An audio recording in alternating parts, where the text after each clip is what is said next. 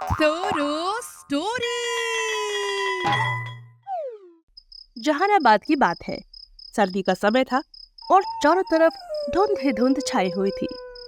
चारों तरफ से कुत्ते भौंकने और जंगली जानवरों की जोर जोर से आवाजें आ रही थी। उसी समय जंगल के रास्ते रवि और उसकी पत्नी रिंकी जा रहे होते हैं। कितनी ठंड है, आज तो हाथ भी जमे जा रहे हैं। बाप रे, इतनी ठंडी तो कई सालों बाद पड़ी है। ओह, सही बात बोल रही हो भाग्यवान तुम। ऐसी कड़ाके की ठंड तो मैंने अपनी जिंदगी में भी नहीं देखी। ओह, अरे तो तुमको तो पड़ी थी कि चलो पिक्चर दिखा लाता हूँ। क्या बकवास पिक्चर दिखाई है, और ऊपर से कुल्फी भी नहीं खिलाई। अब चलो चुपचाप। अरे ओह, मेरा तो शरीर ही अकड़ा जा रहा है। ओह, और ऊपर से धुंध भी तो देखो। ऐसा लगता है अभी सरकट आ जाएगा और हमें पकड़ लेगा। ओह, अरे तुम तो बिल्कुल फट्टू निकले। अभी सलमान खान की मूवी देख कर आए और जिगरा रत्ती भर का भी नहीं है। वो दोनों ऐसे बात करते हुए जा ही रहे होते हैं कि तभी एकदम से एक धुंध का गुबार आता है और रवि उसमें गायब हो जाता है। रिंकी को पता नहीं चलता और वे बात करती हुई आगे चलती है। अरे कहाँ चले गए? मुझे सुनते हो? हल्के होने तो नहीं चले गए? ये क्या हो रहा है? ए जी, कहाँ चले गए? तभी वह धुंध के बादल में एक चुड़ैल आ जाती है और उसके हाथों में रवि की कटी हुई गर्दन होती है और चुड़ैल जोर जोर से हंस रही होती है। अरे ओ पारो, जरा इधर तो आओ और अपने पिया को ले जाओ। ऐसा कहकर चुड़ैल ऊपर से रवि की गर्दन रिंकी के ऊपर फेंक देती है और गायब हो जाती है। रवि की कटी गर्दन देखकर रिंकी बेहोश हो जाती है। अगले दिन सुबह रिंकी को होश आता है। उसे चारों तरफ से लोगों ने घेर रखा होता है। अरे देखो भैया, कैसे दिन आ गए हैं। पहले गांव की मर्द पीकर डले रहते थे और अब औरतों ने भी पैग लगाना चालू कर दिया। अरे नहीं नहीं, मैं कोई शराबी थोड़ी हूँ। तभी रिंकी गांव वालों को अपनी आप बीती सुनाती है। अरे ना बहन ना, हमें तो तुम्हारी बातों पर बिल्कुल विश्वास नहीं हो रहा। पहले तुम जी बताओ, तुमने प्लेन पी थी कि मसाला वाली? अगर तुम्हारे पति को किसी चुड़ैल ने मारा भी होता तो उसका शरीर कहीं तो हम लोगों को मिलता। वो तो हमें कहीं नहीं दिख रहा। फिर इस तरह गांव वाले रिंकी की बात पर विश्वास नहीं करते और वहां से चले जाते हैं। कुछ दिनों बाद केशव भी उस रास्ते से जा रहा होता है।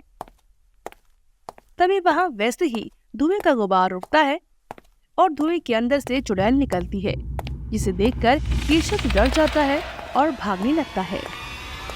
अरे मर गया रे, भागो, यह तो चुड़ैल है। यह बात तो सच्ची निकली। यह तो चुड़ैल है, चुड़ैल, धुंध वाली चुड़ैल। अरे भागो रे, भागो भागो भागो रे भैया, चुड़ैल आ गई, अबे भागो। अरे आओ मेरे नाश्ते, मैं तुम्हारा ही इंतजार कर रही थी। ऐसा कहकर चुड़ैल केशव को खा जाती है और गायब हो जाती है।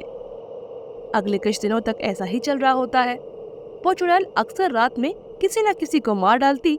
धीरे धीरे गांव में लोगों की कमी होने लग जाती है, जिसकी वजह से गांव वाले घबरा जाते हैं। ससुरा, गांव वालों को किसी की नजर लग गई है। आए दिन कोई ना कोई मर रहा है। साला, इस तरह तो कुछ ही दिनों में पूरा गांव ही खाली हो जाएगा।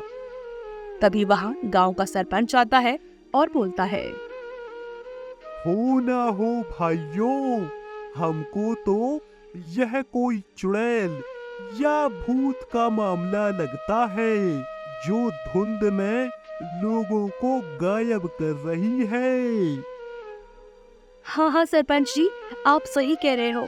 मैंने तो पहले ही बोला था ये चुड़ैल का मामला है, और मैंने तो अपनी आंखों से चुड़ैल को देखा भी था, लेकिन आप लोगों ने मेरी बात पर विश्वास नहीं किया। फिर गांव वाले मिलकर फैसला लेते हैं कि रात में कोई भी न तो बाहर जाएगा और न ही कोई आएगा। उधर चुड़ैल को कई दिनों तक कोई शिकार नहीं मिलता, तो वो परेशान होकर गांव के अंदर पहुंच जाती है। उसके चारों तरफ धुंध के बादल होते हैं।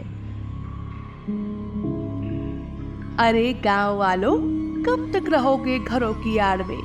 कभी तो आओगी मेरे बाजार में। अब एक भी गांव वाला दिख गया ना तो उसकी चमड़ी नोच खाऊंगी। बहुत दिनों से भूखी हूँ, मैं भी देखती हूँ कब तक बचते हो तुम लोग। ऐसा कहकर चुड़ैल धुएं में गायब हो जाती है। अगले दिन गांव वाले एक जगह इकट्ठा होते हैं और रात की घटना पर बात करते हैं। भाइयों, अब तो पक्का हो गया ना कि ये चुड़ैलन का मामला है जो हम सबको मार कर खाना चाहती है। हमें जल्द ही कोई रास्ता निकालना होगा, नहीं तो एक एक करके हम सभी मारे जाएंगे उस चुड़ैल के हाथों। चलो हम सभी गांव के तांत्रिक बाबा के पास चलते हैं, वही कुछ बताएंगे कि हमें क्या करना चाहिए। फिर सभी गांव वाले उस तांत्रिक के पास पहुंचते हैं और फिर तांत्रिक बाबा गांव वालों से बोलते हैं। गाँव वालों, यह कोई ऐसी वैसी चुड़ैल नहीं है, यह है धुंध वाली खतरनाक चुड़ैल। यह इतनी आसानी से काबू में नहीं आएगी। बाबा जी, कुछ तो रास्ता होगा जिससे हमें उस चुड़ैल से मुक्ति मिल जाए। इसका इलाज है मेरे पास, और इसके लिए मुझे उसे पकड़कर यह जानना पड़ेगा कि यह कौन है, इसका नाम क्या, और यह ऐसा क्यों कर रही है। फिर गांव वाले और तांत्रिक मिलकर योजना बनाते हैं और रात में गांव वाले चीनों को गांव के बीच में खड़ा कर देते हैं और वे सभी पास की ही एक झोपड़ी में जाकर छिप जाते हैं। ही, अरे बाप रे, ही, यह किस बलाए में फंस गया मैं। ही, राम राम राम राम, हे प्रभु रक्षा करना अपने भक्त की। ही। तभी वहाँ बहुत तेज धुंध आ जाती है और उसके साथ चुड़ैलन भी। अरे आज तो बकरा मिल गया, आज तो गजब का लंबा चौड़ा शिकार मिलेगा। चुड़ैल चीनू को उठाने के लिए आगे बढ़ती है तो तभी तांत्रिक झोपड़ी से बाहर आ जाता है और बोलता है। छिंटपाक डमडम, अरे रानी, इतनी भी क्या जल्दी है, पहले मुझसे तो निपट ले। ऐसा कहकर तांत्रिक चुड़ैल को अपने जादू से एक बड़ी सी शीशी में कैद कर लेता है। अब बता चुड़ैल, तू यहाँ क्यों आई है और इन गांव वालों से क्या चाहती है? जल्दी बता, नहीं तो मैं तुझे नीला से पीला करके यही भस्म कर दूंगा। अरे नहीं नहीं, मुझे कुछ मत करो, मैं सब कुछ बताती हूँ। दरअसल मेरा नाम चंपा है और मैं इसी गांव में रहती थी। मैं बहुत गरीब थी। पिछले साल ऐसी ही कड़ाके की ठंड पड़ी थी। मेरा घर टूट गया था और मैं और मेरा परिवार सड़क किनारे पड़े हुए थे।